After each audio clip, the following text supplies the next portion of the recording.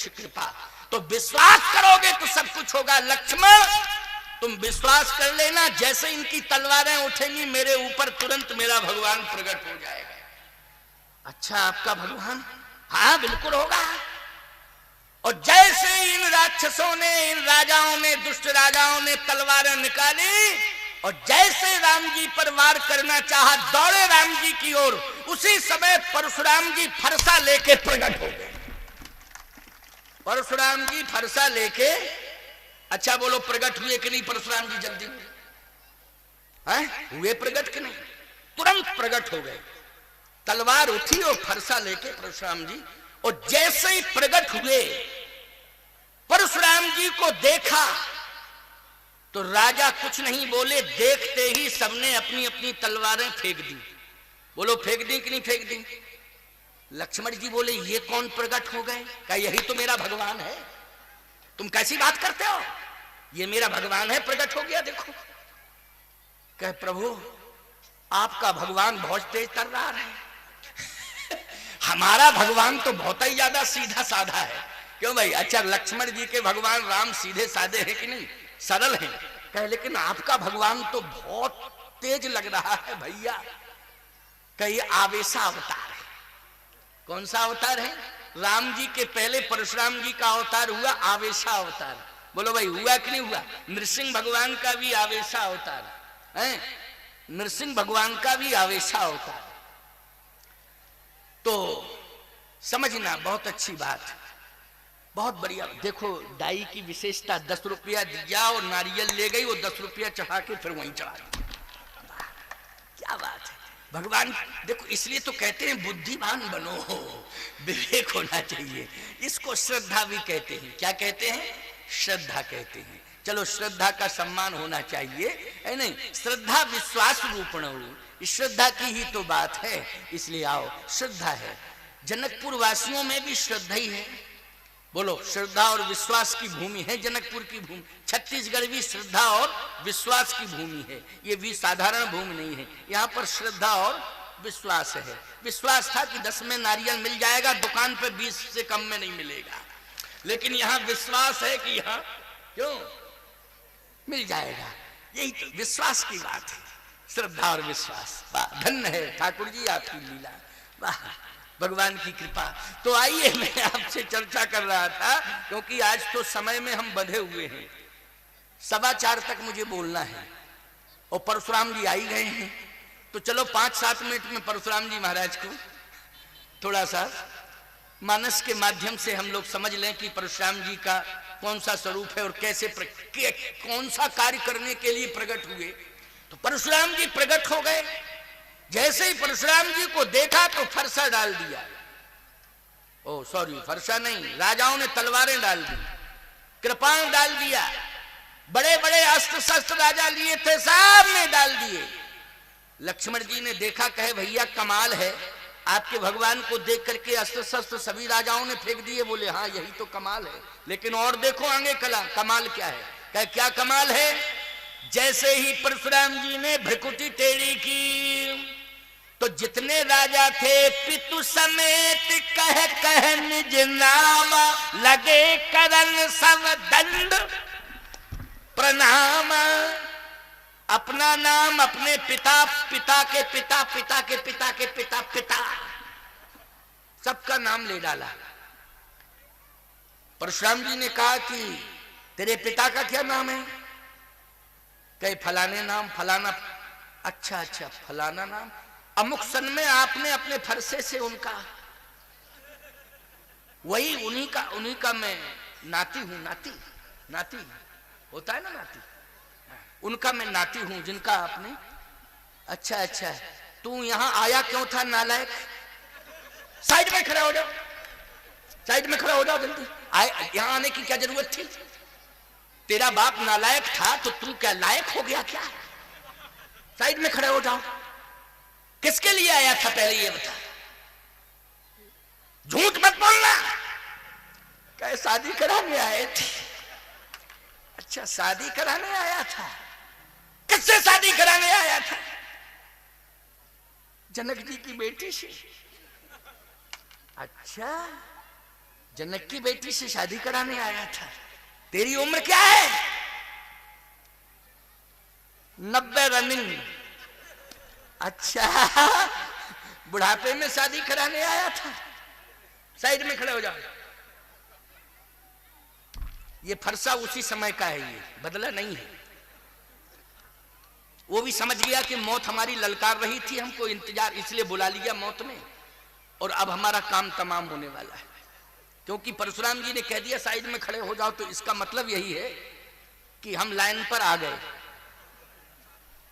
एक राजा, दूसरा, तीसरा, क्रमशः सारे राजा जब प्रणाम करने लगे तो परशुराम जी ने सबको लाइन में लगा दिया। सब खड़े हो जाओ लाइन में। 10,000 राजा सब लाइन में खड़े हो, कांप रहे हैं। भगवान राम ने कहा, क्यों लक्ष्मण, मेरे भगवान का कमाल देखा तुमने? बोलो। लक्ष्मण जी बोले, बहुत ही गजब का भगवान है। ऐसा भगवान तो पहली बार देखा मैंने। मैं अपने को ही तेज तर्रार मानता था, क्योंकि लक्ष्मण जी भी तेज तर्रार हैं कि नहीं? जल्दी बोलो, है कि नहीं? लेकिन आपका भगवान तो गजब का है, गजब।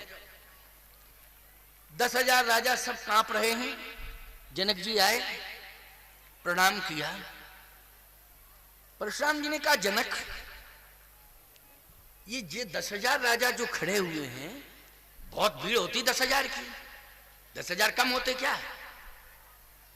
अगर 10,000 यहां आ जाएं तो यहां से लेकर के बमनी तक, क्यों भाई, बैठालने की व्यवस्था की जाएगी कि बमनी तक बैठालने की व्यवस्था, तब 10,000 बनेंगे। और 10,000 तो ये नालायक ही हैं, और तो बहुत भीड़ हुई है वहां। जो साधु राजा हैं, जो साधु महात्मा हैं, 33 करोड़ देवता हैं, भगवान शंकर हैं, ब्रह्मा हैं, ये सभी आए ना वहां। विवाह का कार्यक्रम चल रहा है तो सब आए, बहुत भीड़ है। लेकिन 10,000 सब लाइन में खड़े हैं। जनक, इन सबको तुमने आमंत्रित किया था? कहे, आमंत्रित तो नहीं, ऐलान किया था, सुन सुन के सब आए। अच्छा, ऐलान किया था तुमने, इसलिए सुन सुन के आए हैं। हाँ, क्यों निमंत्रण गया था? कहे, नहीं, सुन के आए हैं, सुन के ही आए। अच्छा अच्छा अच्छा, खड़े रहो साइड में, कोई जाने की हिम्मत मत करना। अगर निकल गए तो समझ लेना खानदान नहीं बचेगा तुम्हारा। कहे, नहीं नहीं नहीं, हम तो खड़े ही हैं, मरने को आए हैं, खड़े है ना। जनक, एक बात बताओ, ये धनुष तुम्हारे यहां रखा हुआ था, ये मेरे आराध्य का गुरुदेव का धनुष। आज मैं देख रहा हूं इसकी दुर्दशा, और तुम्हारे होते हुए इसकी दुर्दशा। आखिर किसने ये धनुष तोड़ा है? किसने धनुष की दुर्दशा की है? उसको मेरे सामने लाओ, उसको मेरे सामने लाओ। अब जनक जी कैसे ला सकते हैं राम जी को सामने? बोलो, क्योंकि दामाद बना चुके हैं। बोलो, बना चुके कि नहीं? और दामाद के ऊपर प्राण घातक संकट आ जाए, ईमानदारी से बताओ भैया, तो ससुर देखता रह जाएगा क्या? वो यही कहेगा कि ये प्राण जन्म संकट मेरे ऊपर आ जाए, मैं इसे स्वीकार कर लूंगा, लेकिन मेरे दामाद के ऊपर आंच ना आने पावे। हर ससुर यही सोचेगा कि नहीं, कि दामाद हमारा सुरक्षित रहे। जनक जी कैसे कह दे? लेकिन जनक जी महाराज के बोध है प्यारे। क्या है? बोध। इसलिए कहता हूं कि कभी भी बड़ी से बड़ी, जटिल से जटिल समस्या आ जाए, उस समय बोध रखो अपने जीवन में। लेकिन बोध आएगा कैसे? बोध मानी विवेक। बोध आएगा कैसे? बोले, बिन सत्संग विवेक न हो। ये सत्संग से ही विवेक आ रहा है। और ये विवेक जो आ रहा है, ये कैसे आ रहा है? राम कृपा बिन सुलभ न सोई। जब यज्ञ भगवान ने कृपा की है, तब सत्संग सुनने का अवसर आपको मिला है। अब सत्संग आप सुन रहे हैं तो निश्चित रूप से आप विवेकवान बन रहे हैं। क्या बन रहे हैं? विवेकवान बन रहे हैं। और ये विवेक संकट में आपका साथ देगा।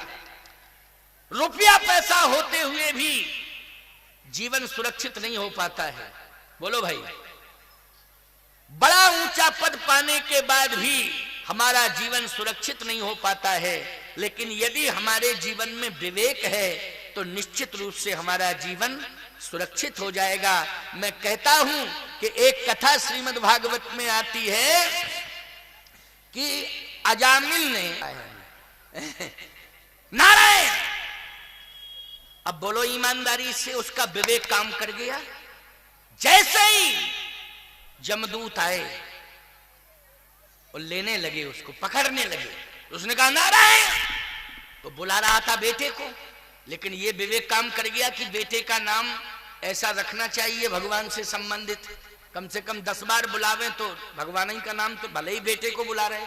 जैसे मान लो आपने अपने बेटे का नाम रखा नारायण, तो आप बेटे को ही बुलाएंगे, नारायण कहाँ हो, तो एक बार नारायण, नारायण तुम दिखाई नहीं दे रहे हो, नारायण, नारायण कहाँ चला गया, नारायण कई बार निकला कि नहीं। और आपने अपने बेटे का नाम रखा गप्पू, तो गप्पू कहाँ हो तुम, गप्पू किधर चले गए, गप्पू क्या कर रहे हो, गप्पू दिखाई नहीं देता। दिन भर गप्पू गप्पू गप्पू गप्पू में निकल जाएगा और मरते समय कहोगे गप्पू, और गप दे भवसागर में चले जाएगा। बचने के चांस ही खत्म हो जाएंगे। क्यों भाई, हो जाएंगे बचने के चांस खत्म कि नहीं। इसलिए नारायण ऐसा ही नाम रखा करो। जितने भी हमारे देवी देवता हैं, जितने भी अवतार हुए हैं, उनसे संबंधित नाम अपने बेटा बेटियों के रखो, तो कम से कम 10-20 बार उनको बुलाओगे तो नाम भगवान का लिव जाएगा कि नहीं। भाव को भाव अनख आलसहु नाम जपत मंगल दिश दसहु। इसलिए कहता हूं कि नारायण जैसे ही कहा तो बेटे का तो पता नहीं चला, लेकिन नारायण के कान में आवाज पहुंच गई और नारायण ने कहा पार्षदों से कि जाओ जाओ, यमदूत पकड़ने जा रहे हैं, यमदूत ले जा रहे हैं, मेरा नाम ले रहा है। यमदूतों की हिम्मत कैसे पड़ी। तो भगवान के पार्षद धर्मदूत आए और बोलो अजामिल को पकड़ लिया कि नहीं, रक्षा कर ली कि नहीं कर ली, जल्दी बोलो, की रक्षा की नहीं की। और रक्षा की तो इतिहास बन गया। भागवत में ये चर्चा का विषय है। जब भी श्रीमद् भागवत सुनोगे ये कथा सुनने को मिलती कि नहीं मिलती है, ये कथा सुनने को मिलती है। इसलिए मैं कह रहा हूं आपसे कि नाम ऐसे रखो कि जैसे हमारा कभी भी किसी भी समय हम अपनी संतान को बुलाएं, अपने प्रेमी नेमियों को बुलाएं, तो भगवान से संबंधित नाम हो तो उतने ही बार भगवान का नाम हमारी वाणी पर आ जाएगा। जनक जी में विवेक है। जनक जी ने कहा परशुराम जी ये कह रहे हैं कि जिसने तोड़ा है उसको मेरे सामने ला दो। कैसे ला दे, राम जी ने तोड़ा है धनुष। जनक जी ने हाथ जोड़ के कहा महाराज कृपा करो थोड़ी सी। नहीं नहीं, बात मत करना जनक, चुप रहो। जिसने भी धनुष तोड़ा है सहस्त्रबाहु सम सो रिपु मोरा। ये फरसे ने सहस्त्रबाहु अर्जुन की भुजाओं को छिन्न भिन्न कर दिया था। आज ये फरसा इंतजार कर रहा है कि किसकी भुजाओं में इतनी बड़ी ताकत है। आज ये फरसा उसकी भुजाओं को उसके धड़ से अलग करेगा। राजाओं ने कहा आपस में जितने थे, बोले बहुत ही अच्छा हुआ जो टूटा नहीं धनुष, क्योंकि बच तो गए कम से कम। नहीं अगर जोश ही जोश में तोड़ देते तो सभी मरते। लेकिन जिसने तोड़ा है वो, उसकी मौत आ गई है। और परशुराम जी ने कह दिया तो कह दिया है। अंतिम 10 मिनट रह गए हैं बस, क्योंकि अभी प्रसाद बचना है। कई कुंटल की पूड़ियां बनी हैं और तस्मई, अब बटने में टाइम लगेगा कि नहीं लगेगा है? तो सबको प्रसाद और व्यवस्थित मिल जाए प्रसाद। हमारे गांव के मड़मड़ा के ग्रामवासी, क्योंकि जहां यज्ञ होता है वो संत का ग्राम हो जाता है। जिस गांव में यज्ञ होता है उस गांव को संत जो है अपना गांव मान लेते कि तो हमारा गांव है नहीं, क्योंकि यज्ञ हो गया, भगवान को आमंत्रित किया, भगवान को बुलाया है साहब, 33 करोड़ देवताओं को बुलाया है, संतों की सेवा की है, तो गांव को अपना माना जाएगा कि नहीं माना जाएगा है? इसी प्रकार से गांव हमारा बना रहे उसका उपाय एक ही है कि हमेशा यज्ञ होता रहे, तो ये गांव साधु संतों का बना रहेगा और भगवान आते रहेंगे, कृपा करते रहेंगे। और कई ग्राम के लोग, कई जिलों के लोग यहाँ आकर के कथा सुन रहे हैं बैठे।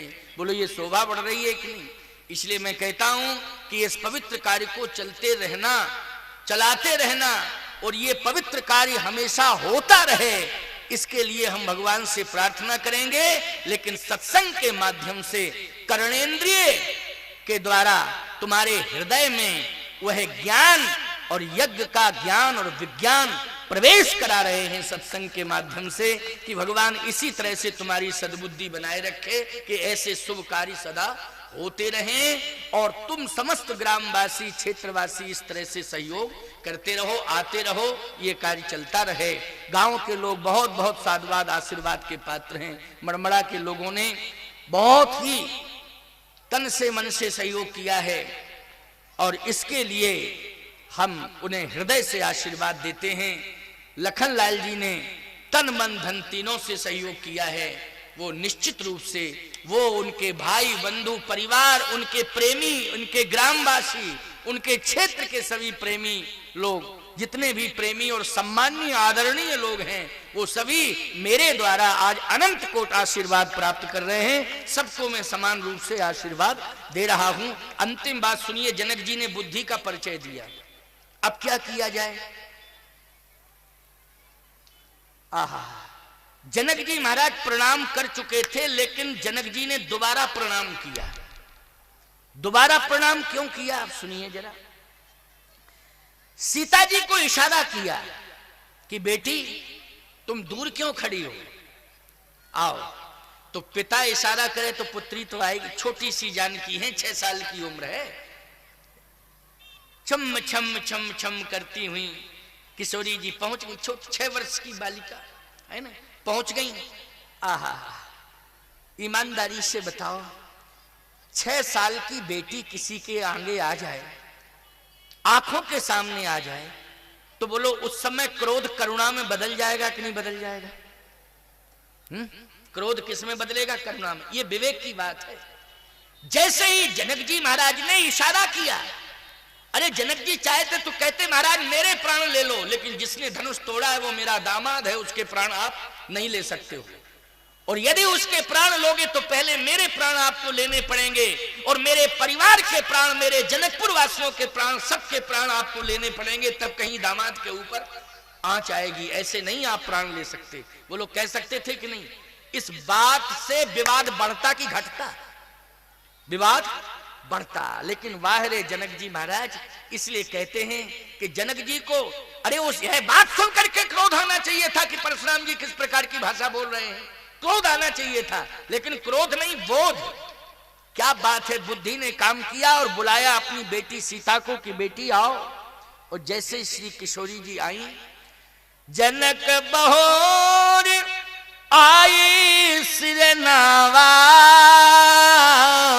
और सीए बुलाए प्रणाम करावा। सीता जी को बुलाया, बहोर मानी दोबारा। पहले प्रणाम कर चुके हैं, अब दोबारा प्रणाम कराया। और जैसे ही प्रणाम सीता जी ने किया, आंसू आ गए जनक जी महाराज की आंखों में। कहे जनक ये कौन है? कहा यही बेटी है, इसी का विवाह है। अच्छा, इसी बेटी का विवाह है। सीता जी को देख के, जानकी जी को देख करके परशुराम जी की आंखों में भी आंसू आ गए। परशुराम जी की आंखों में आंसू आ गए। इसलिए मैं कहता हूं घर में बेटी का होना बहुत जरूरी है। घर में बेटी का होना, घर में कन्या का होना बहुत जरूरी है। जिस घर में कन्या होती है प्यारे, उस घर में परमात्मा स्वयं आता है। और जब आता है तो याद रखना, उस कन्या को देख करके परमात्मा भी द्रवित हो जाता है प्यारे। परमात्मा भी द्रवित हो जाता है, उसकी आंखों में भी आंसू आ जाते हैं। कन्या में बड़ी क्षमता होती है, बड़ी ताकत होती है। जैसे गौ माता में ताकत है कि रोम रोम में देवता बस गए। बोलो बसे कि नहीं? रोम रोम में देवताओं का वास है। मैं कहता हूं 33 करोड़ देवताओं को मनाने के लिए, प्रसन्न करने के लिए 9 दिन लग गए पूरे। क्यों 9 दिन लग गए? साकिल्य पे साकिल, और लो और लो, स्वाहा स्वाहा स्वाहा। पंडितों को मौका नहीं मिला सोने खाने का। बोलो कितनी मेहनत पड़ी। हवन कुंडी के सामने सभी वैदिक बैठते थे। यजमान लखनलाल जी के दामाद बेटी बने हुए थे, सब बैठते थे। और जिस समय स्वाहा होता था और लो फिकती थी प्यारे, किसको प्रसन्न करने के लिए? आंच सहते थे, लेकिन देवताओं हमारे भक्तों के ऊपर आंच ना आने पावे इसके लिए खुश हो जाओ तुम, जितना जो कुछ चाहो हम सब देने को तैयार हैं, लेकिन भक्तों पर आंच ना आने पावे, हम आंच सहने को तैयार हैं। बोलो भाई। लेकिन एक गौ मां में वो ताकत है कि रोम रोम में देवताओं का वास है, और यदि आपने एक गौ की सेवा कर ली और गौ सेवा करके गौ को प्रसन्न कर लिया तो अपने आप 33 करोड़ देवता प्रसन्न हो जाएंगे, अलग से प्रसन्न करने की आवश्यकता नहीं पड़ेगी। ये बिल्कुल सत्य कह रहा हूं मैं आपसे। ऐसे बेटी, जिस घर में बेटी होती है, जिस घर में कन्या होती है, याद रखना उस घर में निश्चित रूप से भगवान किसी न किसी रूप में आते हैं, किसी न किसी रूप में भगवान जरूर आते हैं, क्योंकि बेटी का जिस दिन जन्म होता है उस घर में उसी दिन यज्ञ का भूमि पूजन हो जाता है कि निश्चित रूप से यज्ञ होगा ही होगा, क्योंकि बेटी का विवाह क्या है? यज्ञ है। तो बेटी का विवाह यज्ञ है। अब बताओ भैया, बेटी घर में अगर जन्म ले चुकी है तो यज्ञ होगा कि नहीं होगा? विवाह क्या है? विवाह एक यज्ञ है, निश्चित रूप से यज्ञ होगा, उसी दिन भूमि पूजन ही हो जाता है यज्ञ। ये सौभाग्य प्राप्त होता है। बेटी को देखा, परशुराम जी की आंखें लाल थीं, क्रोध था, लेकिन करुणा में बदल गया, आंसू गिरने लगे। और जैसे आंसू गिर रहे थे, परशुराम जी ने जानकी जी को देखते ही कहा, अखंड सौभाग्यवती भव। जनक जी ने कहा, आदि समस्या हल हो गई, आदि समस्या हल हो गई। क्यों भाई हो गई आदि समस्या हल? क्यों? क्योंकि अब तो अखंड सौभाग्यवती भव का आशीर्वाद मिल गया ना। बोलो भैया। ये प्रतिकूलता जो अनुकूलता में बदली, ये विवेक के द्वारा ही बदली कि नहीं? किसके द्वारा? जल्दी बोलो। यानी क्रोध में बोध होना चाहिए कि नहीं होना चाहिए? यदि क्रोध में बोध आ गया और बोध का समावेश क्रोध में हो गया तो जितनी भी क्रोध के द्वारा प्रतिकूलताएं पैदा होने वाली हैं वो सब अनुकूलता में बदल जाएंगे। यही है रामचरितमानस का सिद्धांत। जैसे का अखंड सौभाग्यवती भव, तो राजाओं ने कहा कन्फर्म है राम जी बचे, जिनने धनुष तोड़ा मरना हम ही लोगों को है, क्योंकि बाबा ने सबको लाइन पर लगा दिया कि तुम खड़े हो जाओ, सब खड़े हो जाओ, कोई बचेगा नहीं, सब लाइन में लग जाओ, सब खड़े हो जाओ। तो सीधी सी बात मेरी ये है कि बहुत ध्यान से सुनना, बहुत ही महत्वपूर्ण बात है। अंतिम 5 मिनट बचे हैं, केवल अंतिम 5 मिनट। अब क्या बतावें, आज भंडारा है और आज ही हमको जाना भी है, और साथ ही साथ गजब की बात तो यह है कि आप ऐसे प्रेमी हो कि संख्या आपकी बढ़ती ही जा रही है। देखो कितनी संख्या है। कल हम आने की कोशिश किए थे, बहुत प्रयास किए कि हम पहुंच जाएं, लेकिन प्रयास करने के बाद भी कल नहीं पहुंच पाए। क्यों? वहां भी एक विशेष व्यवस्था थी जहां गए थे, परंतु मन यहीं था, शरीर वहां था, लेकिन मन यहां था। मन हमारा लग नहीं रहा था, यहीं लगा था मन कि कैसे पहुंचूं, कब पहुंचूं, कैसे पहुंचूं, कब पहुंचूं। लेकिन प्यारे, तुम सबकी श्रद्धा भक्ति को मैं समझ रहा था। तुम्हारी जो जिज्ञासाएं थी वो सब समस्त लोगों की जिज्ञासाओं को मैं अक्षर सा समझ रहा था, लेकिन मजबूरी थी कि मैं आ नहीं पाया। परंतु आज तो आ तो गया था रात्रि में ही, है नहीं? और आप सबको देख के बड़ी प्रसन्नता हुई है। तो आइए अंतिम 5 मिनट और हैं, सुनिए जरा। सीता जी को अखंड सौभाग्यवती भव का आशीर्वाद मिल गया। अब परशुराम जी महाराज ने कहा, जनक वो कहां है जिसने धनुष तोड़ा है? वो कहां है? गोस्वामी जी कहते हैं विश्वामित्र जी ने उसी समय इशारा किया राम जी को कि तुम हमारे पीछे खड़े हो जाओ, पीछे खड़े हो जाओ। तो राम और लक्ष्मण दोनों विश्वामित्र जी के पीछे खड़े हो गए। विश्वामित्र जी परशुराम जी के आगे खड़े हो गए, और जैसे ही आगे खड़े हुए तो परशुराम जी ने देखा विश्वामित्र जी आए हैं, तो विश्वामित्र मिले पुनि आई, और जैसे भेंटने लगे आपस में एक दूसरे को, तो विश्वामित्र जी ने तुरंत इशारा किया राम जी को कि हम परशुराम जी को पकड़े हैं, तुम प्रणाम कर लो, जितने जल्दी प्रणाम। क्योंकि भेंटोगे तो भाई किसी को एक दूसरे के जब भेंटेंगे तो भेंटने में भुजाओं को भरेंगे कि नहीं भरेंगे? बोलो। ये भी तो विवेक ही की बात है, क्यों भाई? विश्वामित्र मिले पुण्याई, विश्वामित्र जी महाराज जैसे ही मिले और विश्वामित्र जी ने परशुराम जी को जैसे अपनी भुजाओं में भरा, एक दूसरे से मिल रहे थे, इतने ही में पद सरोज मेले दो भाई राम लक्ष्मण दोनों ने प्रणाम कर लिया। और जैसे ही प्रणाम किया तो परशुराम जी महाराज कहते हैं आयुष्मान भाव दीर्घायु भाव। राजाओं ने कहा हम ही मरे, कन्फर्म है, क्योंकि तोड़ने वाले को भी आशीर्वाद मिल गया। आयुष्मान भाव दीर्घायु भाव, बोलो भैया, जब आशीर्वाद मिल गया है तो अब कन्फर्म है कि हम ही लोगों को मरना पड़ेगा। लेकिन बचें कैसे? बचने का उपाय बताओ।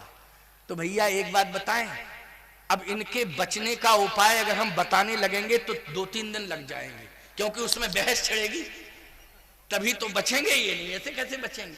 तो इनको तो हम बचाएंगे बाद में, अभी तो खड़ा रहने दो इनको। और 1-2 साल खड़े रहे तो कोई दिक्कत नहीं, खड़े रहने दो, साल भर तक खड़े रहने दो। हाँ, जब इतनी बड़ी गलती की है तो खड़े रहे साल भर तक, क्या दिक्कत की बात है? खड़े रहे, लाइन में लगे, साल भर तक खड़े रहे, फिर देखते हैं इन पर बहस जारी होगी तब क्या डिसीजन निकलता है। लेकिन अंत में डिसीजन क्या निकला है, इस बात को सुन लीजिए। परशुराम जी ने भगवान राम को जैसे ही देखा तो राम ही चितई रहे थक लोचन, रूप अपार मार मद मोचन। जैसे भगवान राम के उस दिव्य स्वरूप को देखा परशुराम जी ने तो टकटकी निगाह से रूप सौंदर्य का, रूप माधुरी का दर्शन करने लगे। फरसा नीचे नेत्र देख रहे हैं और टकटकी निगाह से देख रहे हैं। वाह! परशुराम जी ने कहा कि अपने मन से कि मन, तू रूप पर आकर्षित क्यों हुआ? क्योंकि बाल ब्रह्मचारी अति कोई, मैं बाल ब्रह्मचारी हूं और ब्रह्मचारी का रूप पर आकर्षण नहीं होता है।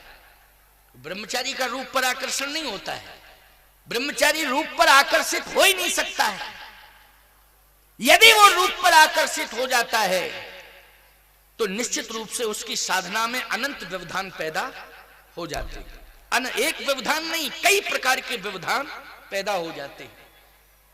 लेकिन तू ब्रह्मचारी है, लेकिन रूप पर तू कैसे आकर्षित हुआ? परशुराम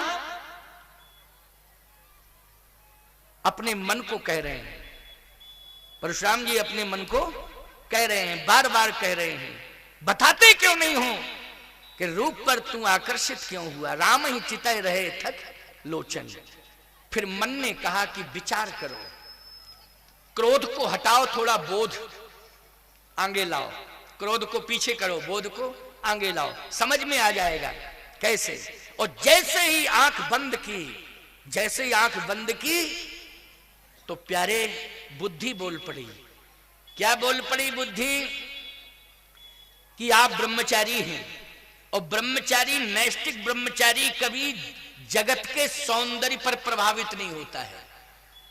और जिस दिन नैष्टिक ब्रह्मचारी सौंदर्य पर प्रभावित हो जाए तो बार बार बुद्धि कहती है परशुराम जी महाराज, ये समझ लेना कि वो जगत का सौंदर्य नहीं है, वो स्वयं जगदीश का सौंदर्य है। ये लौकिक सौंदर्यता नहीं है, अलौकिक सौंदर्यता है। इसलिए अलौकिक सौंदर्य आज आपके सामने है, जगत नहीं जगदीश खड़ा हुआ है। जरा समझने की कोशिश करो। और वास्तव में ये प्रमाण मिल ही गया है। कैसे?